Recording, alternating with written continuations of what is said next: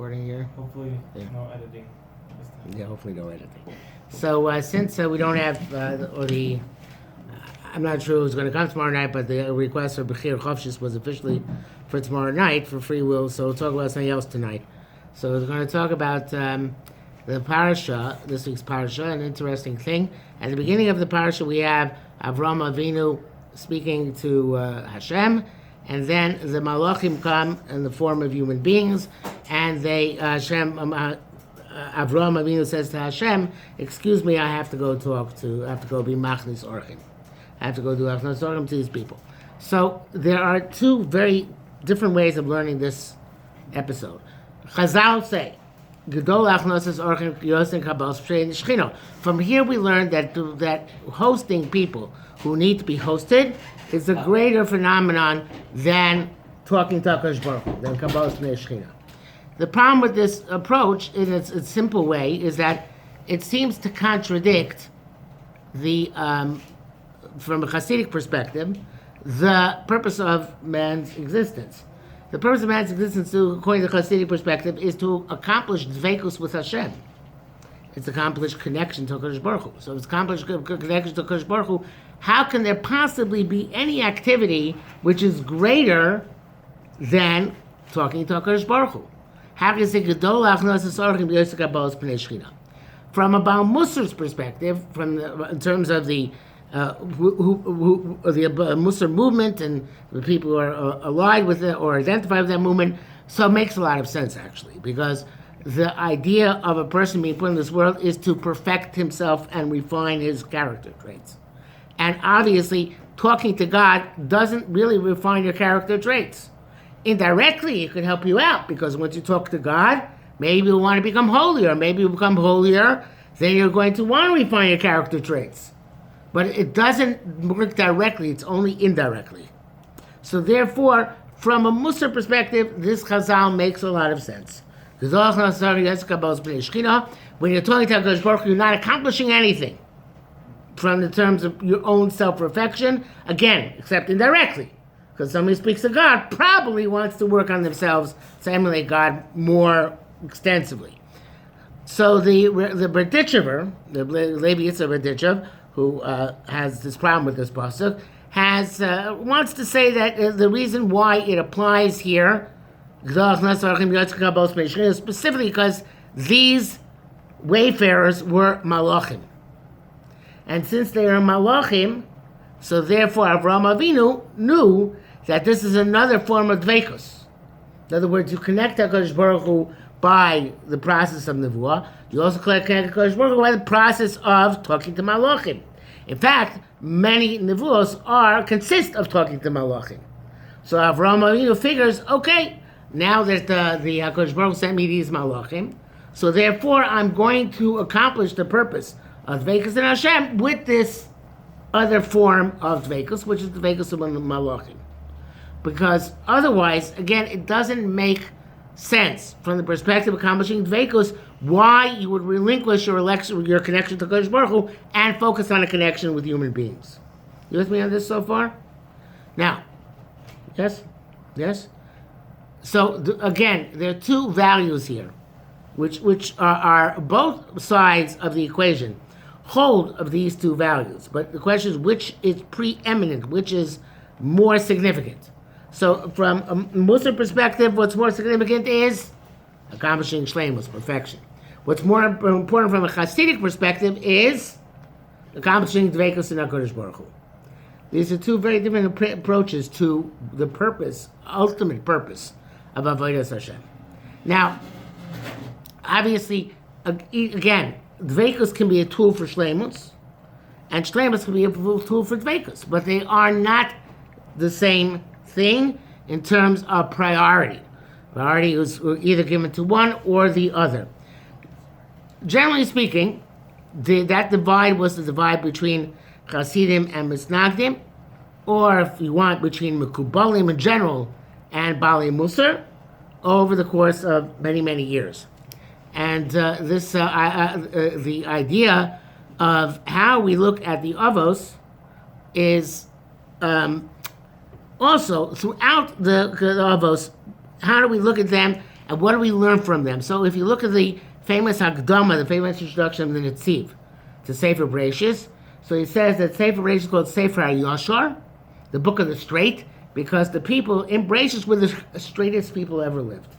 Straightest, he means the most righteous and concerned with other human beings.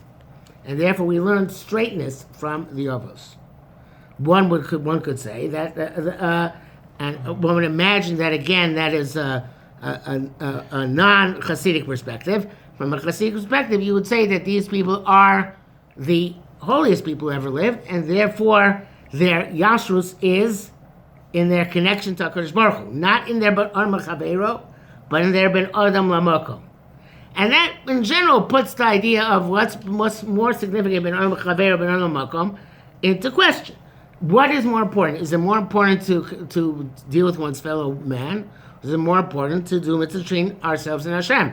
And the answer which we always give is that it's more important to do mitzvahs ben Adam Chaveiro, right? But the question is why it's more important to do mitzvahs ben Adam Chaveiro.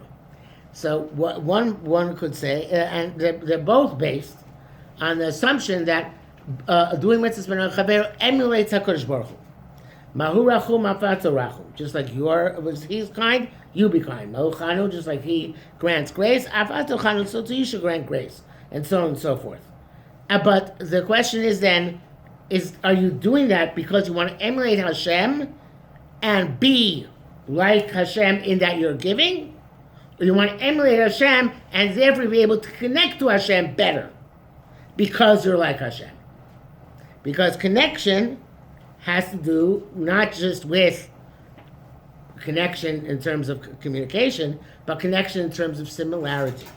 So there's two different ways of approaching this idea.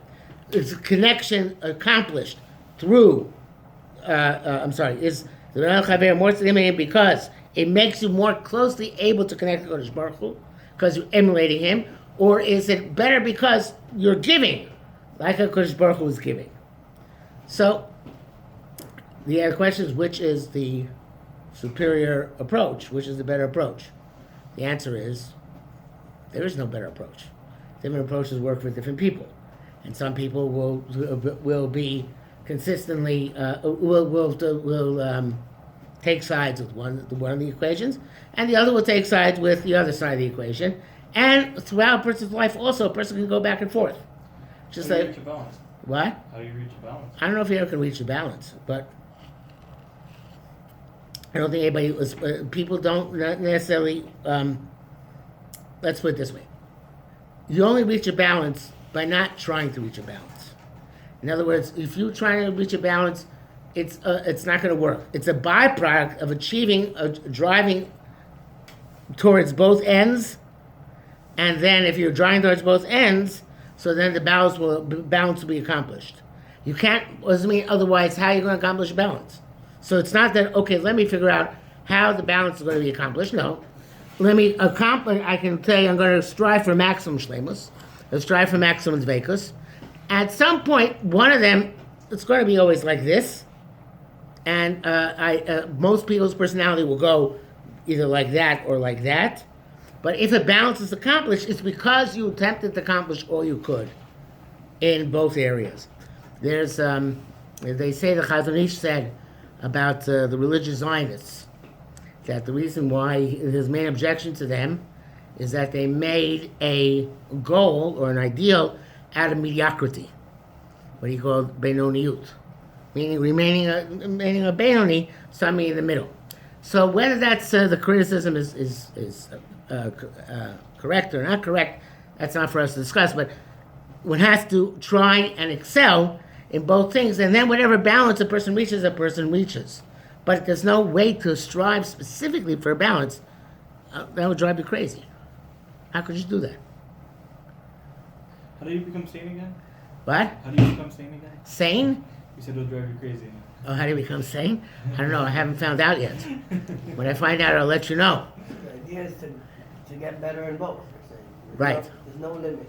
There's no limit. But usually, again, some people will, or because of people's personalities differ, different people will end up in different sides of the spectrum. Okay? The idea is to get better in both. The idea is to get better across the board. Okay, that is the first thing this week's parsha. Now, the next thing this week's parsha is the fantastic discussion between Avraham Avinu and HaKadosh Baruch Hu about saving Sdom. And this is one of the most enigmatic and difficult parashiyos in the Torah. So, and the Reform and Conservative and other types of non-Orthodox or non-Jewish scholars or rabbis or lay people have grave difficulty with this, because it comes out that God is a mean kind of dude, and Avraham Avinu has to come and tell him, listen, God, this is not right, you should be more lenient, right? Hashem says, I'm destroying. Avraham Avinu comes and says, well, what if they're 50 tzaddikim, and then when they're 45 and 40 and so on and so forth. So it's a story which I tell over many times, which is, which I don't know if maybe May heard it from me, but I was once having a conversation many years ago with a Reformed Jewish educator, and I asked him, curiosity, how do you teach your students about God? And he said he has a lot of difficulty teaching them about God. And I asked him, why do you have difficulty teaching them about God? He said, because God doesn't seem to get things right. And this week's parasha would be an example. And besides that, there's a lot of tragedy and anguish and sadness in the world. And if God were doing things right, so then none of this should exist. So I say, so what do you teach them? I said, well, I teach them that God is learning. God is learning. He's learning how to be God as time goes by. It's like on-the-job training. So I said to him that, at what age did you figure out that for a little girl, chas v'shalom, to die of cancer is a very big injustice and shouldn't happen. So probably a very young age. So God has been up doing this for like 6,000 years already. He must be pretty stupid if he can't get it right in the course of 6,000 years. So at that point he got very upset at me, and he gave up the conversation. So the question is, though, why, in fact, if that's the case, and God knows what he's doing, why this interaction between Avraham Avinu and HaKadosh Baruch Hu is taking place here? Anybody ever have a difficulty with that? No? I have an idea. Okay, go ahead. Maybe it has to do with forming that relationship that we were talking about earlier. In other words, it's very good. For Avraham, it's one of the good answers. Avraham Avinu has to be shaped in his shlemus by being given an isoyon, a test, to see if he will stick up for mankind, even when it means sticking up against God himself. And then many years later, Moshe Rabbeinu does the same thing. When Moshe Rabbeinu was confronted with the potential destruction of the Jewish people after the Chet HaEgel and after Chet HaMeraglim, and other times during the course of their sojourn in the desert, he sticks up to HaKadosh Baruch Hu and says, no, this is not right, you can't do this. That's not appropriate, so to speak, for HaKadosh Baruch Hu to do. So that's one very good answer, that this is done. Avraham Avinu was put in this position in order that Avraham Avinu should be able to bring out this capacity of his to be mative, to do good to other people, even when it means contradicting HaKadosh Baruch Hu. There's another aspect. I don't really understand the question, because God doesn't owe us anything. So everything we get is a bonus. Right, so why is it necessary, though, for Avraham Avinu to make these requests? If this is the MS, this is the truth, that if there are 50 tzaddikim in the city, why does Hashem have to be reminded of that MS? Okay, so I'm saying God is not cruel because he doesn't owe us anything. That's not the question here. No, but Avraham is still right for asking to pray for more. It's nothing wrong for Avraham to ask, but it doesn't make God wrong, because even if it would be 100 tzaddikim, God doesn't have to have any mercy on them. God doesn't owe anyone nothing. I understand, but that would make God somewhat cruel, wouldn't it? I don't know how you could call someone How cruel if he gives you. conceptualize that? I don't know why that's cruel. If I'm giving you $100, If 50 people, if I'm giving you $100 instead of $1,000, am I cruel? If you can give me $1,000 or not, yes. What do you mean? Do I owe you anything? What do you mean? If you don't, the money doesn't mean anything to you? We're not getting into politics, are we? No, I don't think so. No. The money doesn't mean anything to you. Why should you not give it to me? That's what I want to give you. What do you mean that's what you want to give If me? you come to a billionaire, If you're about Baal Chesed and if you come I, to a billionaire and you ask for tzedakah and he comes right to a check of $5,000, is stingy. what do you mean he's stingy? He doesn't owe you even more. He doesn't owe you a penny. What do you mean doesn't only pay? But he's supposed to do Chesed. He's supposed to be good. Being good means to give. If the cause is a just cause, if I come to him and I'm a fraud and I'm collecting money and I don't need it, that's one thing. But if it's a legitimate cause, why shouldn't he give according to his capacity? All right, that's what I. Okay. Okay. So you're right though. HaKadosh Baruch Hu doesn't theoretically owe us anything, but we know HaKadosh Baruch Hu wants to do Chesed. So there are several understandings here of why HaKadosh Baruch Hu waits for Avraham Avinu, and the main understanding, I believe, is that HaKadosh Baruch Hu gave Avraham Avinu and every tzaddik the control of the world. No, he gave him the control of the world. Tzaddik goes there, but HaKadosh Baruch Hu mekayim. A tzaddik decrees, and Hashem fulfills the decree. So what does that mean? That means that Hashem says, you know what? The conduct of the world is up to you. It's not up to me. I'll do whatever you tell me to do within reason. And therefore, it's up to people like Avraham Avinu to intercede with HaKadosh Baruch Hu. In other words, the way HaKadosh Baruch Hu created the world is there's a certain midah, a midah of din, an attribute of justice, with HaKadosh Baruch Hu primarily conducts the world when there's no intervention. And according to the midah of justice, the people in Sdom should be destroyed. Who comes and invokes and brings about makes operative the midah of rachamim? The tzaddikim. The tzaddikim will come and say to HaKadosh Baruch Hu, no, for us it's not enough. And the primary example we have of that, perhaps, is Choni HaMa'agel. Choni, when he comes and when there's not enough rain, he comes to HaKadosh Baruch Hu and says, okay, make it rain. Right, and we're not leaving the circle until you make it rain. And then when it rains too much, he says, no, it's too much rain. And then Rav Shimon Chetach says, I really should put you in cherem. I should excommunicate you for doing, having this, causing Hashem this thing, you're being a pain in the neck to HaKadosh Baruch Hu. But he doesn't put him in cherem.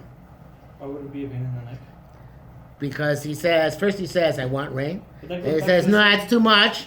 That goes back to the same concept that I hinted to earlier with the connection with Toras Dovid. Like, by asking for rain, by asking for more, by asking for less, that is also continuing to develop such a relationship as well. You're right, but the thing is like this: there are cases. There's a famous case of Levi. Levi was one of the Talmidim, Rabbi Yonasi, where he complained to HaKadosh Baruch Hu that Hashem wasn't doing his job, so to speak, and he was punished for it. But that's different. Why? The context. One is questioning the authority of HaKadosh Baruch Hu. The other is asking, look, this is how things are going. Would you change this for comfort's sake or for whatever? Yeah, they're a different thing. There could be. I would say a little bit differently, which is that Shimon Chetach was afraid that people would follow the example of Chayim, and they're not on that level.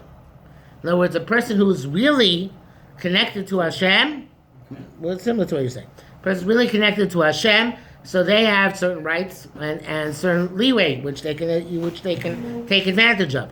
A person who's not that connected to Kodesh Baruch Hu, right?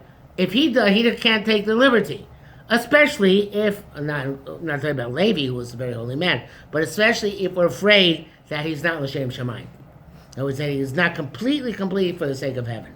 So then such a person, it's very dangerous. And Shimon Chetach was saying, I really should put you in cherem so people won't learn from you.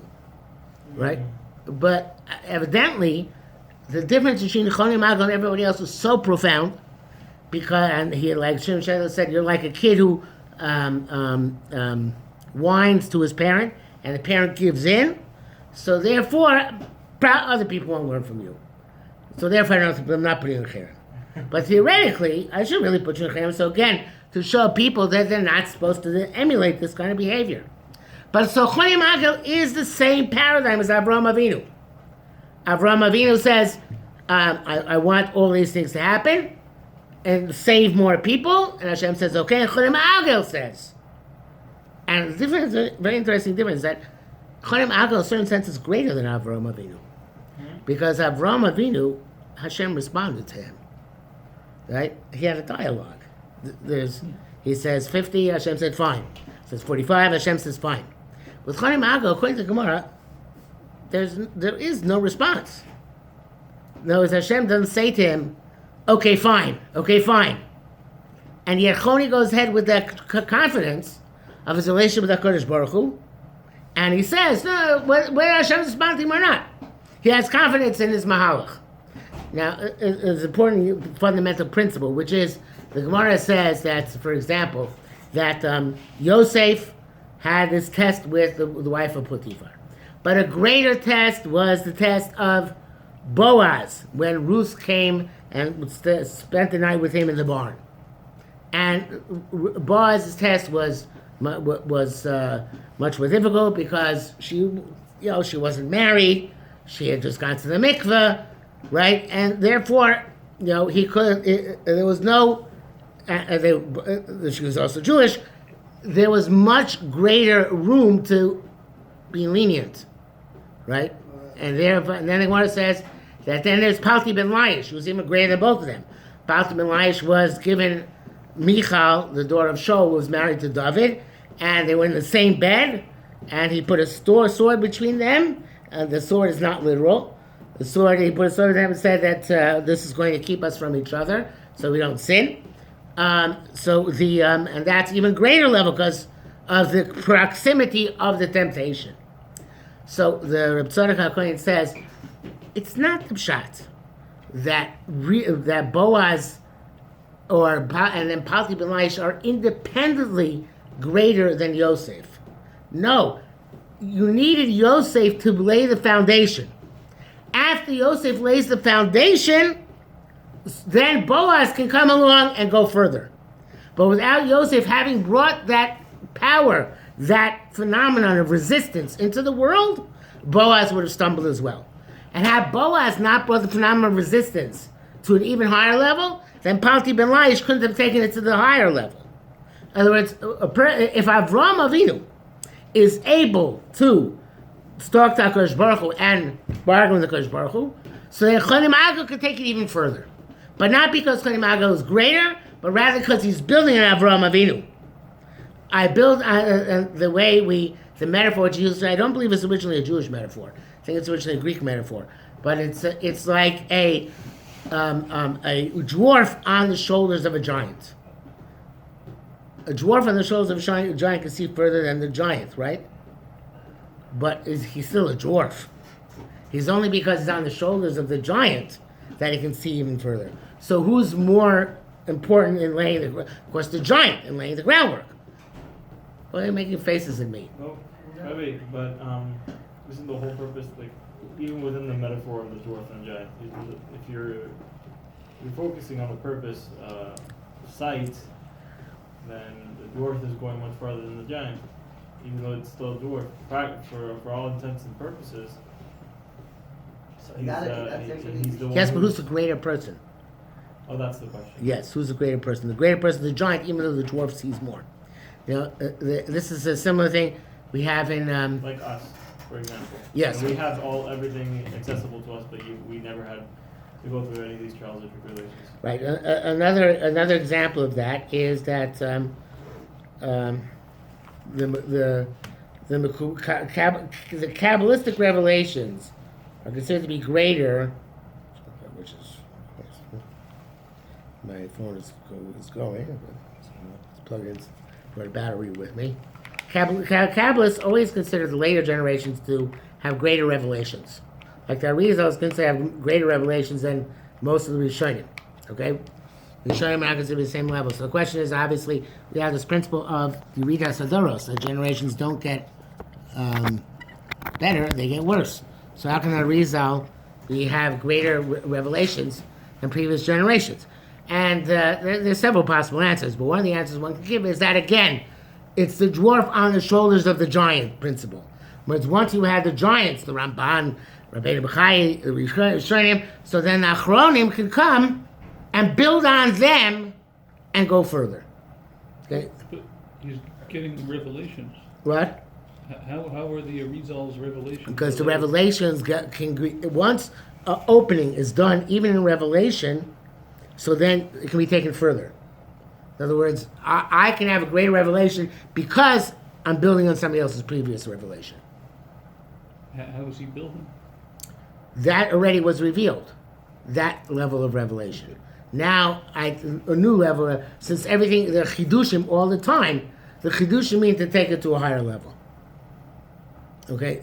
That's only one way of resolving how that result is possibly that he's greater, so to speak, than the Ramban, and so on and so forth. The other way of resolving that is to say that HaKadosh Baruch Hu gives more giluyim to people who need them more.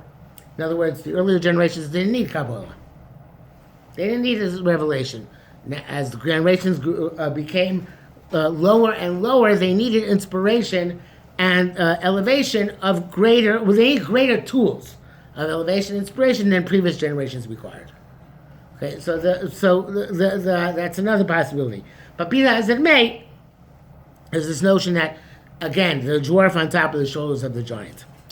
And that's how Reb Tzadok explains, specifically, how you could have the revelations of the Baal Shem Tov and Hasidim, which earlier generations didn't have, because you came to it by building up in that way. So, getting back to Avraham Avinu. So Avraham Avinu comes and he asks for the stone to be saved, and as we said, this seems to go against our understanding of the perfection and emes of HaKadosh Baruch Hu, because why is HaKadosh Baruch Hu the Avraham Avinu? So the answer we gave so far is he wants Avraham Avinu to do it for Avraham Avinu's greatness. For that Avraham Avinu should be the person who takes the reins and goes and decides what the Bria is going to be. But there's another explanation, I'll just be brief because it's late. There's another explanation which one could give, which is that everything in this world depends on tefillah. And what Avraham Avinu is doing is he's davening. And this relates to the whole question, what is the purpose of tefillah?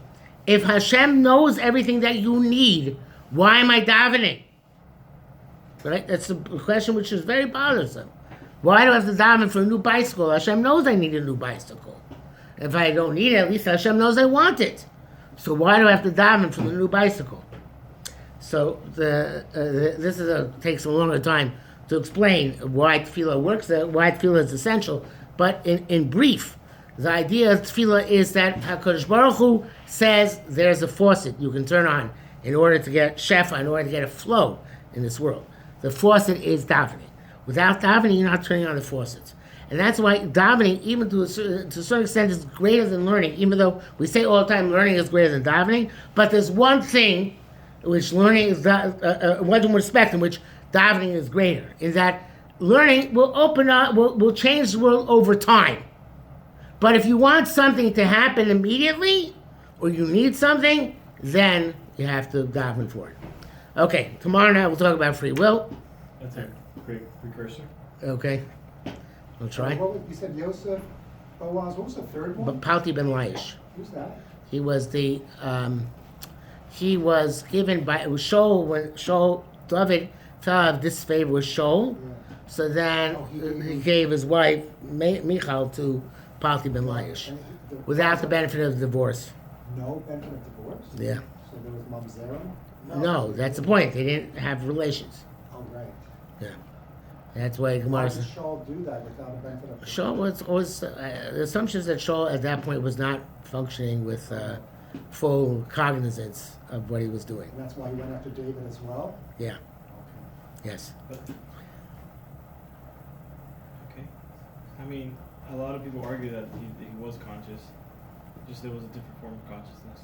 What? Of course. What do you mean conscious? You said he wasn't functioning in a full state of consciousness. Cognizance. Oh, okay. In other words, he wasn't thinking about, there's a concept called Hasina Mekalkelos Ashura, Vava Mekalkelos Ashura.